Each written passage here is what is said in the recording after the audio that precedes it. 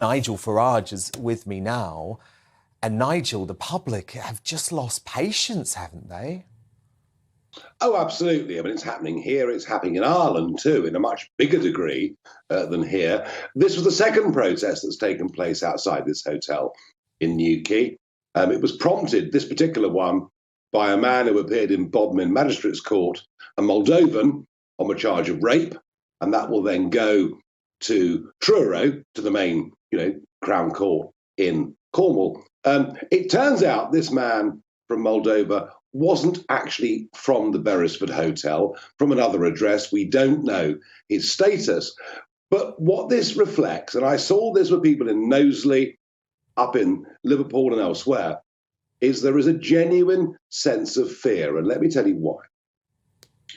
There are very, very large numbers of young men who come from cultures in which women, particularly young women, aren't even second-class citizens. You think I'm wrong? Have a look at Malmo. Have a look at Stockholm. See what has happened. The way women are treated in Middle Eastern countries, for example, is something we find repugnant here. It's just as simple as that. And so what you're seeing with the protests are parents, uncles, aunts, grandparents genuinely concerned about their communities. And for this violent mob to come along and to accuse the other side of being fascist when they're the ones behaving in classic fascistic manner, shouting down free speech, wearing their balaclavas. I mean, this is, let's face up to this, this refugees welcome movement is a very, very dangerous movement.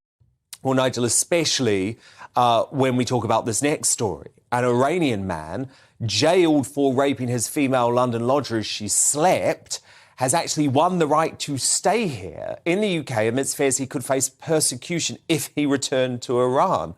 So we don't know this bloke's name. He's been appealing against the decision to deport him since it was made back in 2005, Nigel, with Judge John Keith finally accepting his appeal on the basis that he could be at risk if he returned to Iran. Yep, so, this is why we're so worried, isn't it, Nigel? It's a joke. Oh, absolutely. And all of this, as you and I are speaking now, the debate in the House of Commons on the illegal immigration bill is coming to an end. And we all focus on the ECHR. We all focus on the European Convention on Human Rights and its associated court in Strasbourg. Actually, there's as big a problem with the UK judiciary. All the while, that Human Rights Act that Blair brought in 1998, which incorporated the convention and went further, all the while British judges can rely on that, we will not solve this problem. And meanwhile, sorry, you go. Yeah. I mean, look, so it's all well and good. Suella Braverman, Rishi Sunak, talking tough on all these things. And they're talking even tougher than Priti Patel did. But don't think this is just about leaving ECHR. We have to remove from UK liberal judges the tools that they can use. I mean, it took us 10 years to get Abu Hamza out of the country. 10 years. And now this Iranian gets to stay. So some of this problem rests here at home. And the government is going to need to be much, much more clear-sighted on the solutions.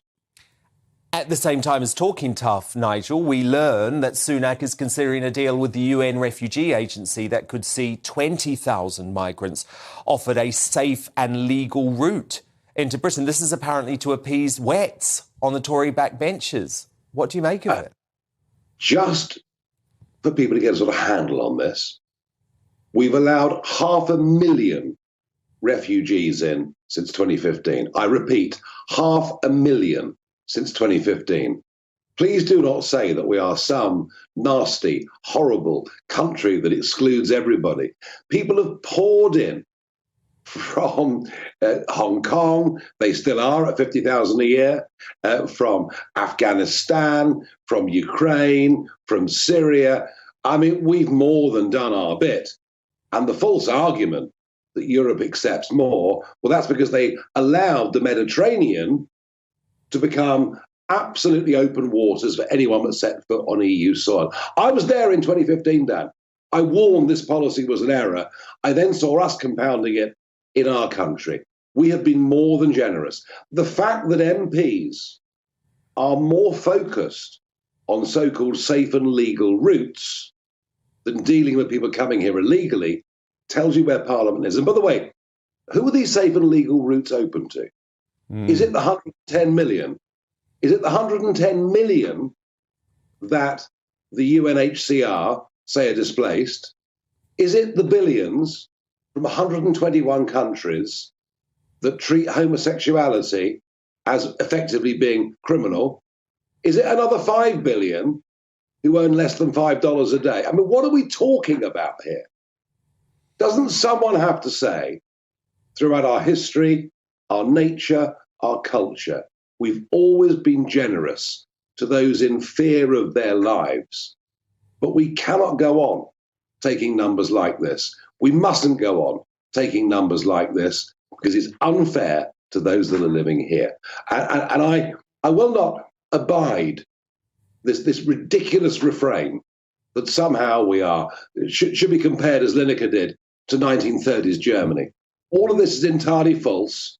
What it needs is the Conservatives to stand up to this narrative properly, for the Liberals, the real Liberals, to recognise the rights and wrongs, actually, of what refugee status is, and to confine it to those that genuinely are. And the problem I see is moral cowardice. The fact we have a whole wing of the Conservative Party more worried about safe and legal routes than sorting out the problem tells me that the Conservative Party is split. Tells me that Westminster is more out of touch with the British public than on any issue I've seen in my lifetime, and fills me with a sense of foreboding that Sunak won't sort it out. I hope I'm wrong.